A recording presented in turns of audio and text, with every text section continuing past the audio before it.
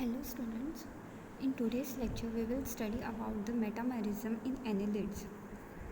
In most of the organism like in annelids, then arthropoda, chordates, the body is divided into series of compartments that is arranged one behind the other. These compartments are called segments or somites or metameres, and the linear arrangement of the segments one behind the another is called as a metamerism.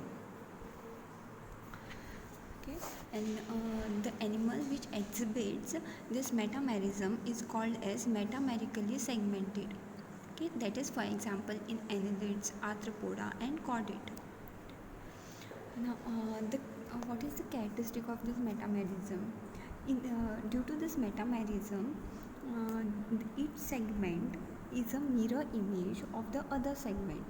Okay, so each segment contain nephridia, that is for excretion, then blood vessels, then reproductive organs, nerves, muscles, etc. Thus, these segments work in cooperation with all other segments. Okay, and this integrated into a single functional unit. Okay, and each segment acts as independently. Okay, so this is the importance or characteristic feature of the metamerism. That is, each segment is a mirror image of another segment. So there are different types of metamerism. Okay, and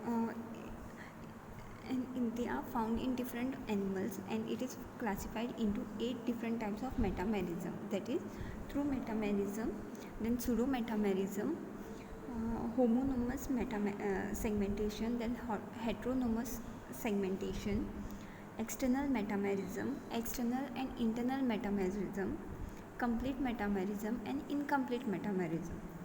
So we'll study it one step like in detail. We will study, that is, we'll start from true metamerism. The true metamerism is found in annelids, arthropods and chordates. Has in true metamerism, the segmentation of the body is based on the segmentation of mesoderm, and each new segments are formed at the posterior end. That is, the segment will each segment will form in front of the anal segment. Okay, thus the youngest segment will be occur at the posterior end, and the older segment will occur at the anterior end. Okay, and each segment work in cooperation with all other segments.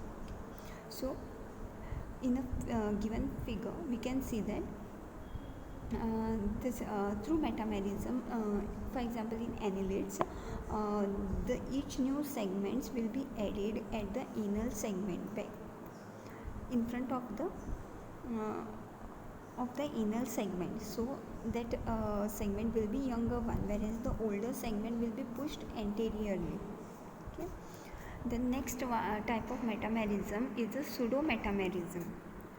In a pseudo metamerism, the segmentation of body is based on the segmentation of ectoderm, whereas in true metamerism the segmentation of the body is based on the segmentation of mesoderm. Okay, and this pseudo metamerism is found in platyhelminthes. Here new segments are formed at the anterior end, that is just behind the scolex. So the youngest segment will be placed at the anterior end, and the older segment will be pushed at the posterior end. Thus the segments work as an independent unit. In a pseudo metamerism, each segment worked in a independent unit, whereas in true metamerism they work together. Okay,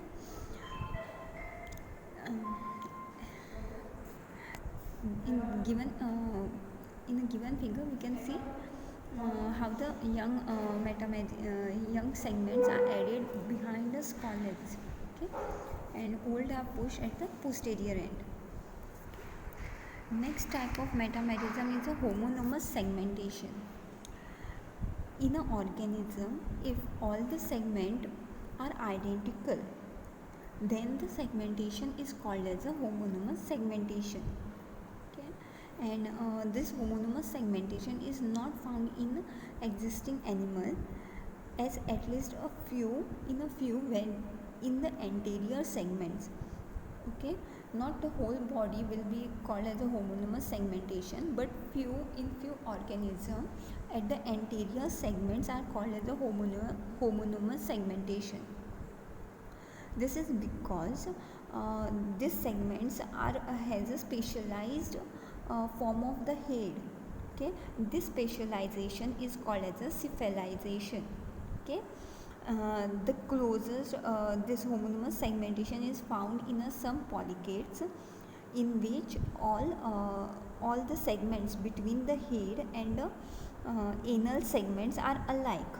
Okay, and this homonymous segmentation is a primitive condition that is found in ancestors. Okay, so for example, in a given figure, homonymous segmentation that are placed in between the head segment, that is cephalization, and in between the anal segment. In between them, the segments are identical. This is an example of Nereis. Nereis belong to the class Polychaeta. Okay. Next is heteronomous segmentation. If the segments are dissimilar, the segmentation is called as a heteronomous segmentation. Okay. For example, in arthropods and chordates. Okay.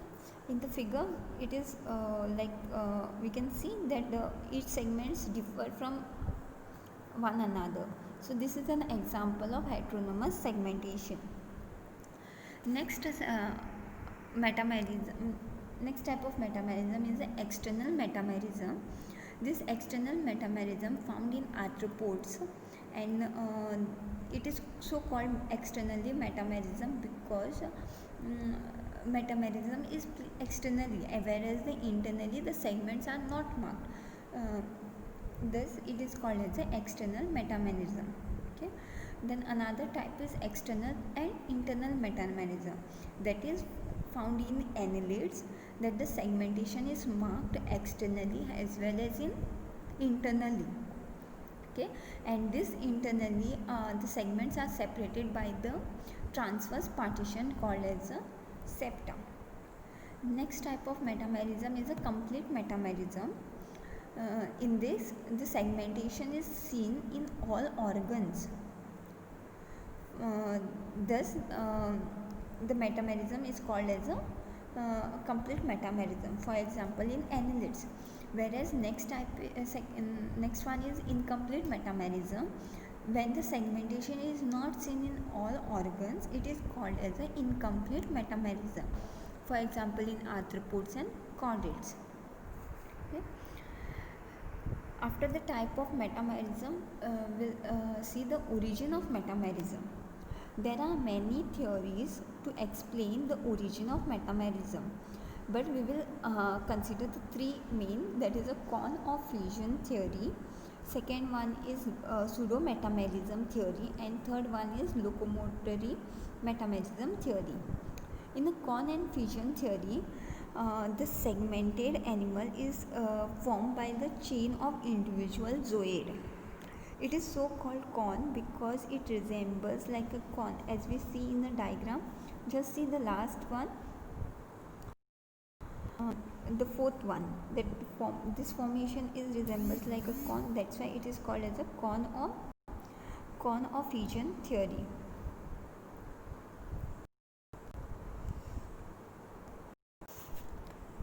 In a cone and fusion, as per this theory, each zooid resembles a single segment.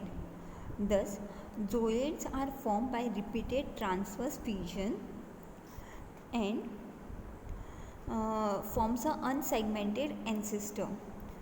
Okay, from an unsegmented ancestor, and thus the zooid fail to detach themselves from one another as they unite end to end. Okay, Okay, and these segments gradually become the integrated morphologically as well as physiologically and merge into a one complex individual.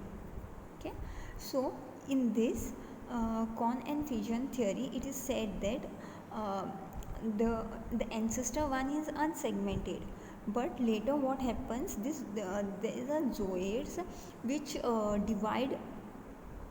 transversely by transverse fusion, divide transversely by transverse fusion, and thus they are unable to detach from one another. Thus this get gradually integrated and to morphologically as well as physiologically it get the segments are gradually become integrated and merged into one complex individual, thus giving a cone like appearance. Okay, and then next one is pseudo-metamerism theory. As per the pseudo-metamerism theory, the ancestor was unsegmented, and in the body